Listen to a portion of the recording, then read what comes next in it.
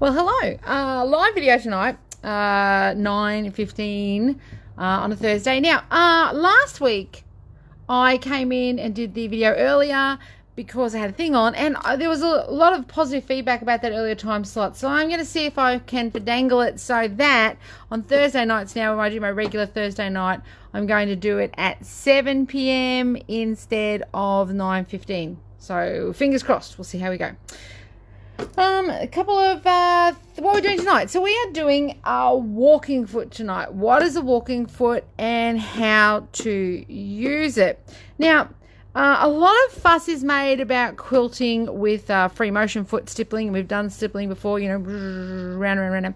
But I think a walking foot gets a bit of a bum rap. I think there's lots of cool quilting that you can do with a walking foot without just having to do ditch quilting. So it is my ambition tonight that you leave understanding, first of all, how cool a walking foot is, and second of all, that you don't have to use it just for ditch quilting, that you can do more with it. And in fact, I think I'm going to try and persuade you that ditch quilting is bad for your self-esteem, because it's incredibly difficult to do and it's very stressful, and there are plenty of ways to get around it. Okay, so first of all, let's talk about feet.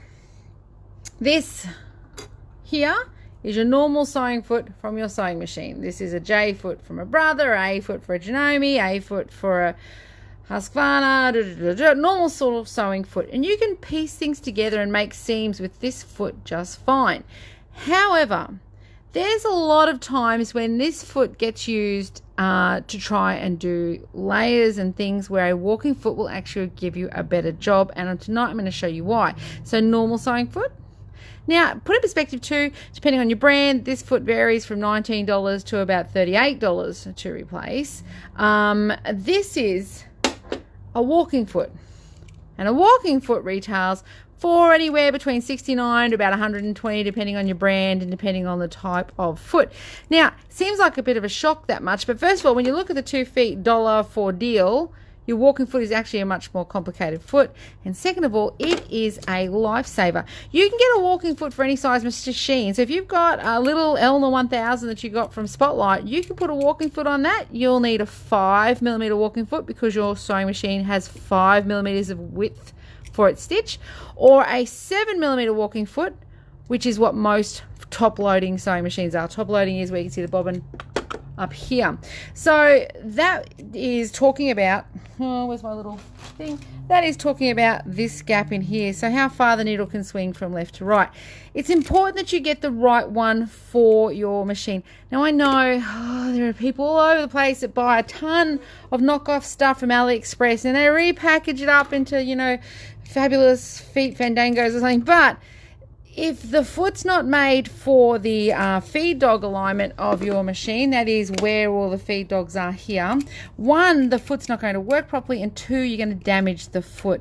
3, if it doesn't line up properly with your needle bar, you'll also damage your machine. So I highly recommend, you know, wherever you can, get your brand's feet, most especially for a walking foot. So that's about a $60, $70 spend typically.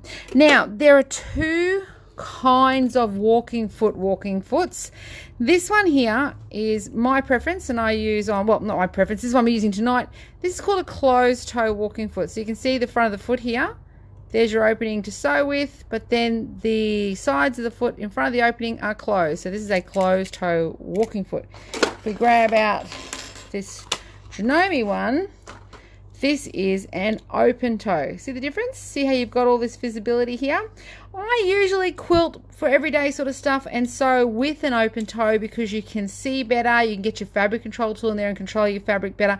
But I loaned mine to a nice lady who was stuck, so I only have my closed toe to sew with tonight. So we're going to work with a closed toe, and I'm cool with that because a lot of your entry-level machines, you only get a closed toe option. It's another thing to consider when you're buying sewing machines is have a look at the accessories you can get with it. You know, sometimes your creativity is limited a little bit by the fact that you can't do all the cool stuff you want because those sewing machines from places like Aldi and stuff, you just can't get any bits and pieces for them. All right, so talked at you about what a walking foot looks like. Let's talk about what they do. So normally on a sewing machine, your stitch is formed by, if I just put this back, Your stitch is formed by the needle going up and down and the fabric being moved to the front and back by the feed dogs that are under the foot. So these feed dogs work in a circular motion and they pick up the fabric and push it and pull it through. Now, the problem with that is that you're getting all the movement from underneath and nothing on top. The end result of that is something like this. So I have sewn this with an ordinary foot and I've sewn it this way, and then I've sewn back to it this way.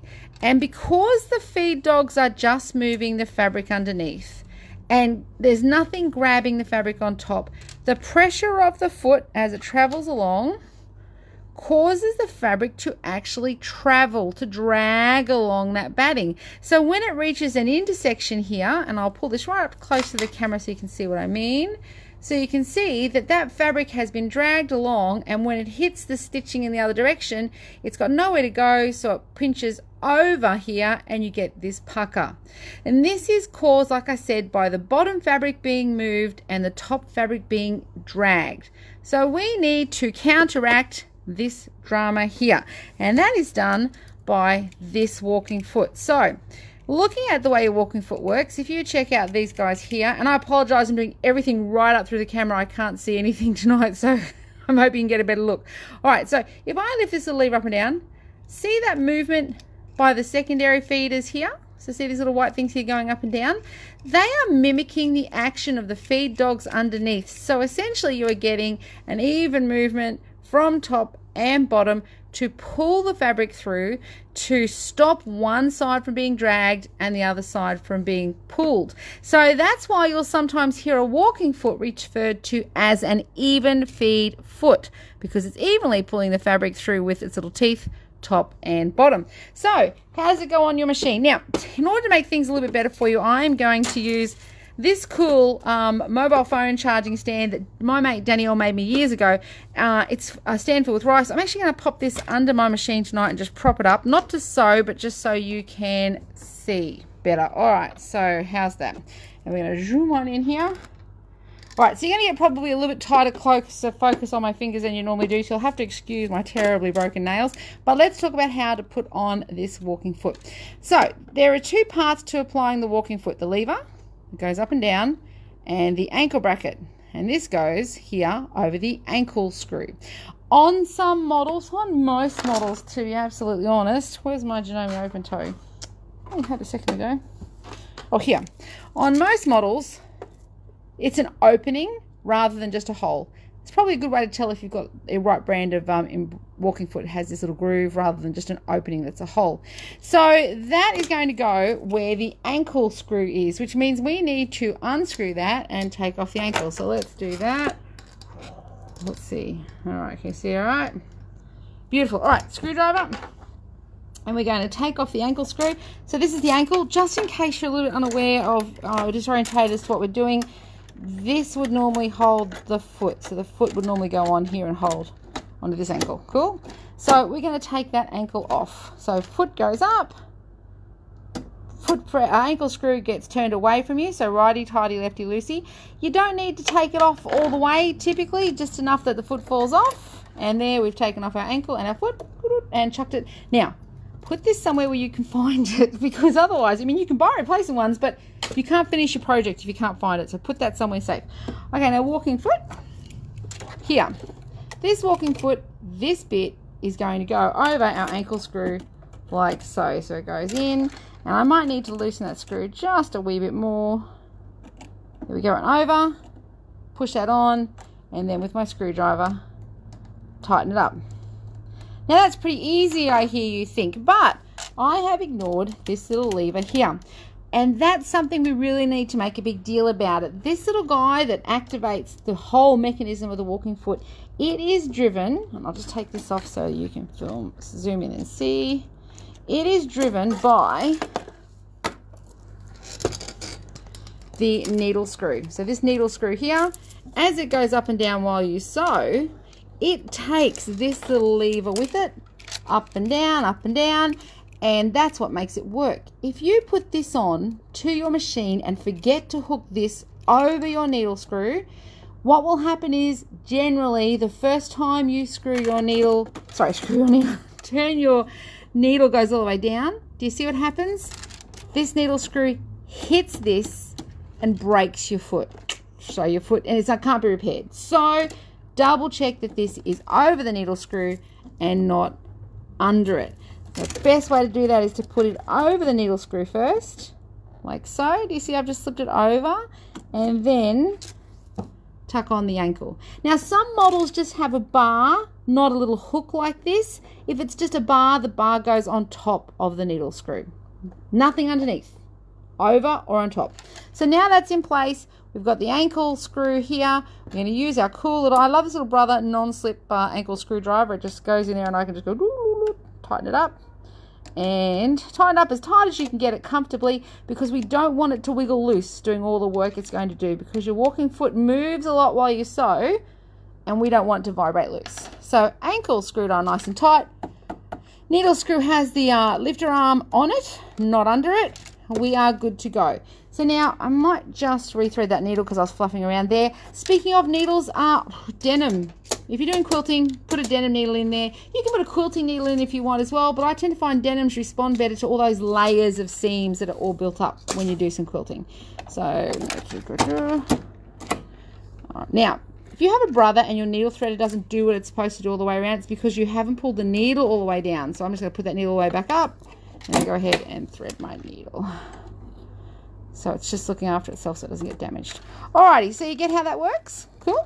So let's do a bit of sewing while the camera's at this angle so that you can actually see how the feed dog teeth work. We got a little bit of green sacrificial fabric here, and we might as well just we'll go the other end because we've got some pinching there already. And we're going to go ahead and choose a straight stitch in the middle. Oopsie, there.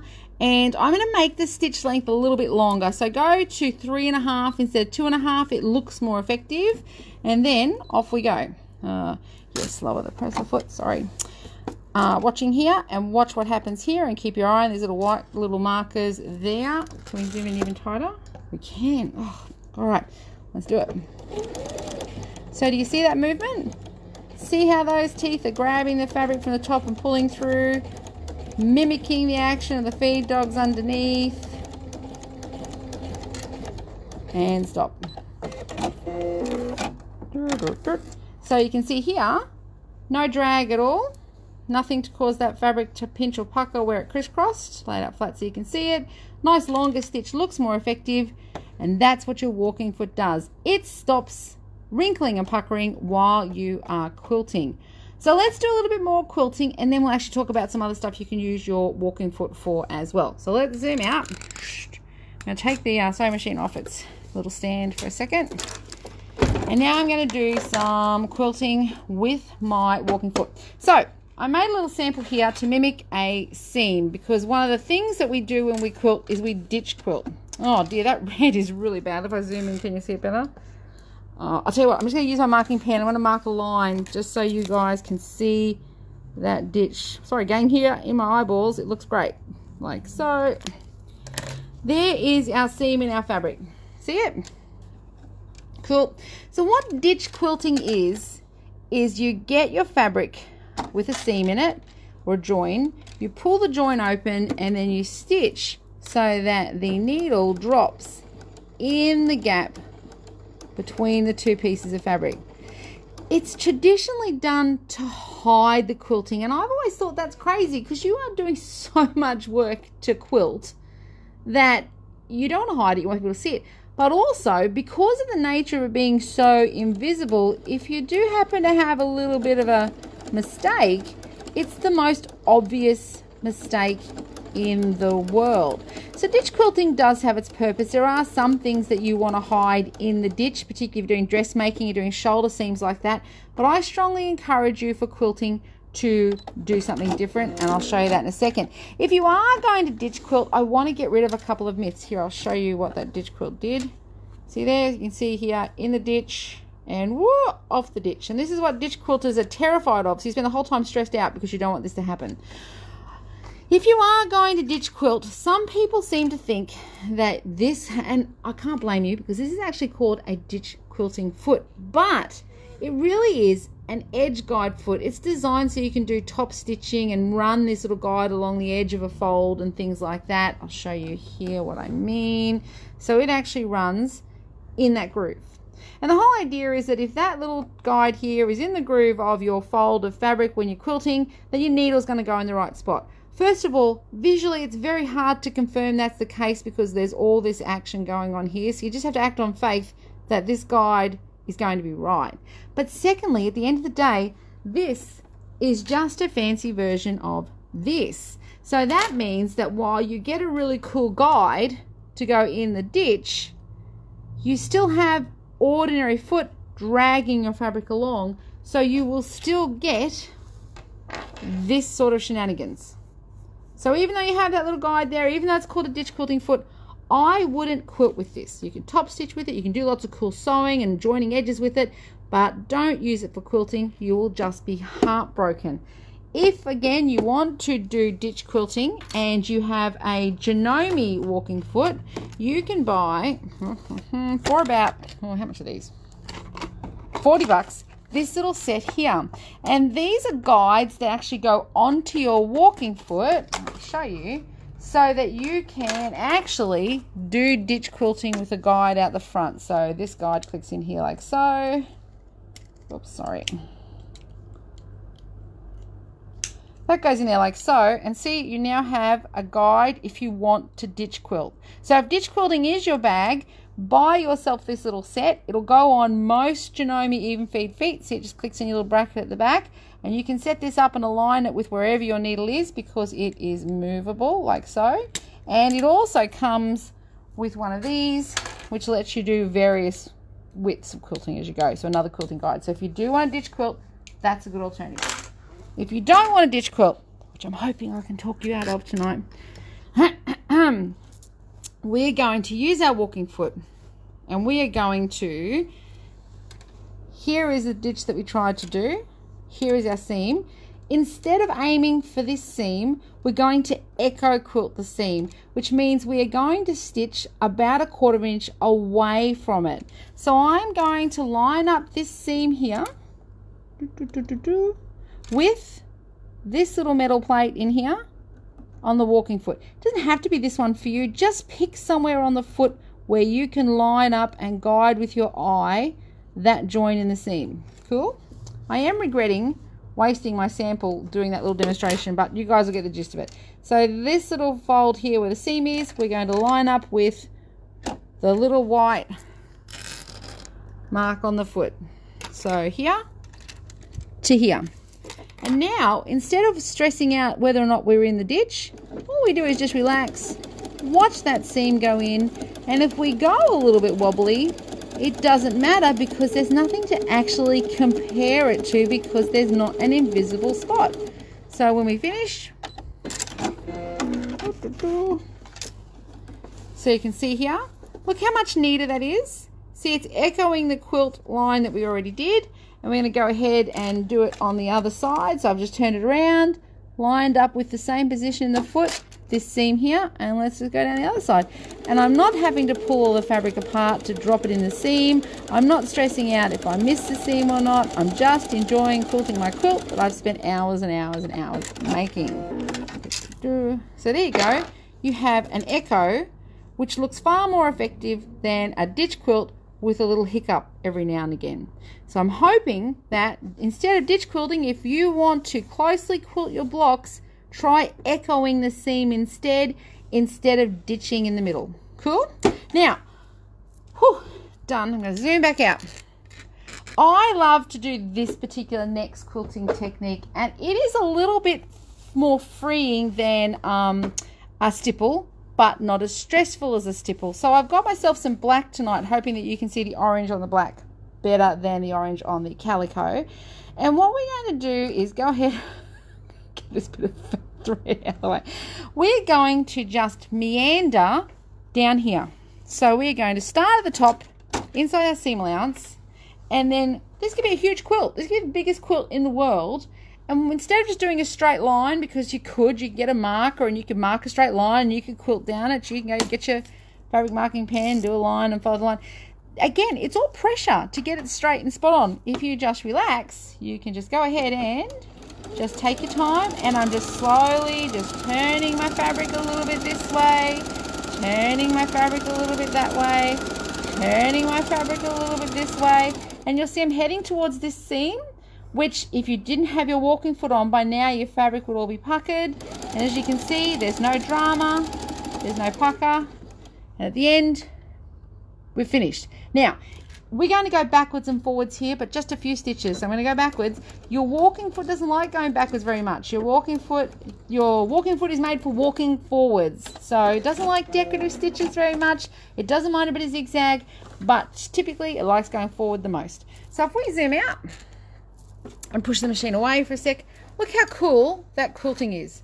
Just so it gives some movement to your quilt, and you can just sew this over all your seams and your blocks and your pieces and your patterns, but there's no stress. Now, if you wanted to, you could echo that. You could put your little quilting guide, which looks like this, and it goes into the back of your walking foot, and it follows this one here and lets you mimic the next row, whatever distance you want. But again, we're not about pressure, we're about enjoying this. So we're going to go up here, and we're just going to come around and go in, and then we're going to go out a little bit, and then in, and then out a lot, and then in. Now you can imagine if this is a huge, big, massive quilt, big queen size quilt, how much easier this is to do than trying to follow a straight line or stipple it. See, how cool is that? And let's do 1/3 row up here. Now I should just backwards and forwards. Now, only backwards and forwards if you're going to be in the seam allowance. If you're not going to be in the seam allowance, you need to stitch up and down in one spot. So reduce your stitch length to 0 for a couple of stitches. All right, and then out we go. And then in. And then out. And then in. Stress-free and fabulous. See?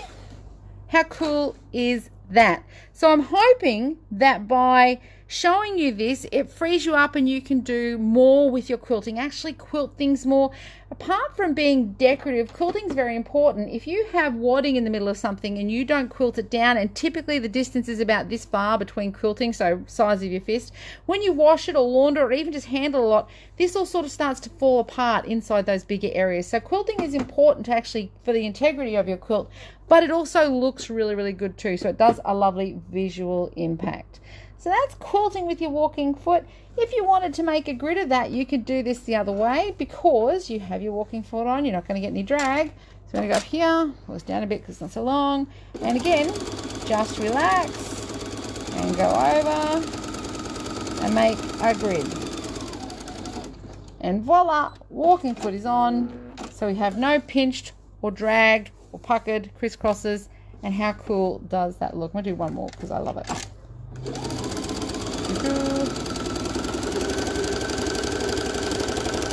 And done.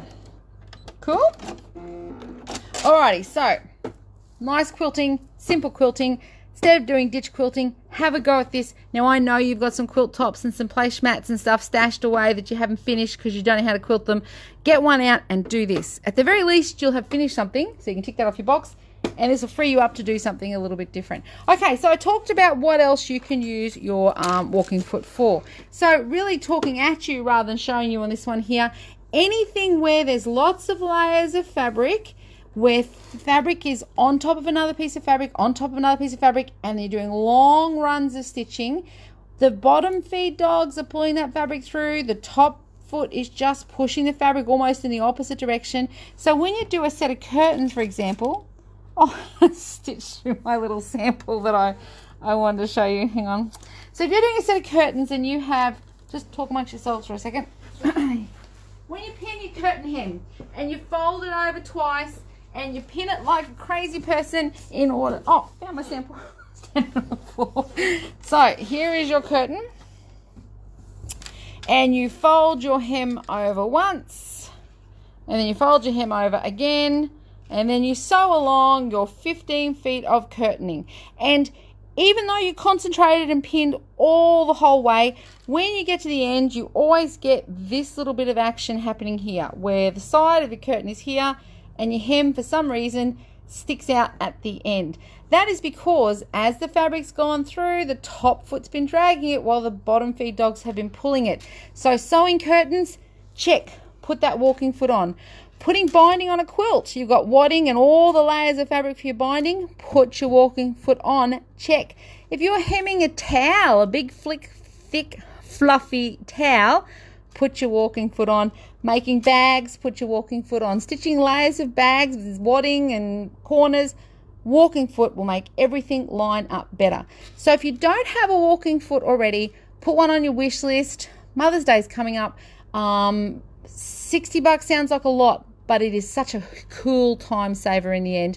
And if you have a walking foot already, dust it off and put it on your machine. And if you have a couple of machines sitting around your sewing room, which I know you guys do, maybe set one sewing machine up so it has the walking foot on it the whole time. And then that way, when you want to do something that's a little bit tricky, you can duck over to that sewing machine and run it through. Cool? Cool. So anything that's thick, anything if you think to yourself, I wonder if I should put my walking foot on. Yep. Go put your walking foot on. And like I said, no decorative stitches. It doesn't like backwards and forwards motion.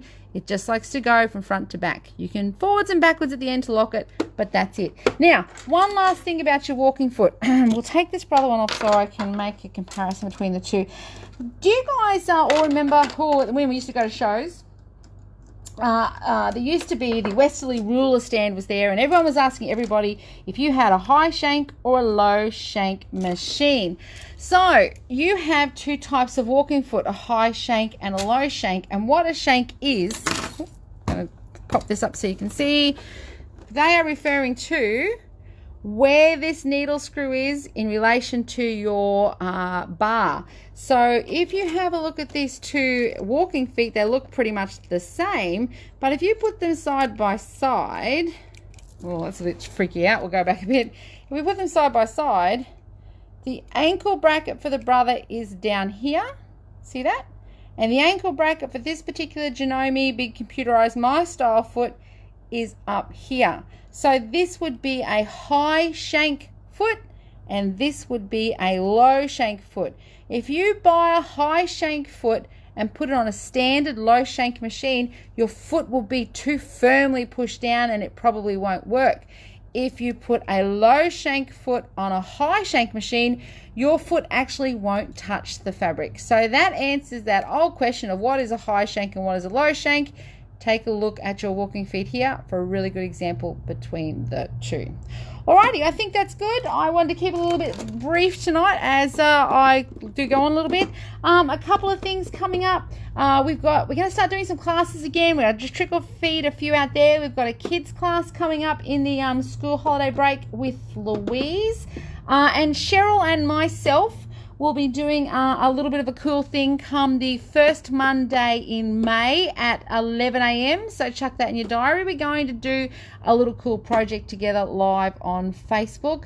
Also, just letting you know, if you have a couple of online orders, I think Hannah has an online order. We were waiting for some clover stock to come. A couple of those things are on back order. We're waiting for them to get trucked to us. So we'll send you down the rest of your order and we'll post you those things later. Alright guys, thank you for watching. And again, if you give me a thumbs up, it's really good for my ego. I love it. It means other people will see these videos and I love doing them. So thank you very much. Oh, also too, I did promise scan and cut video on Monday, but then my son and I were hanging out and I got distracted and I forgot. So I apologize. I'll make it up to you, I promise. I think, Pat, you were waiting eagerly for that and I let you down, so I apologize. All right, peeps, I'm out of here and I will talk to you again soon. And again, if you could comment in the video you watched today on anything that you'd like me to cover in these videos, do so and I'll put it on my list. Okay, gang. Bye.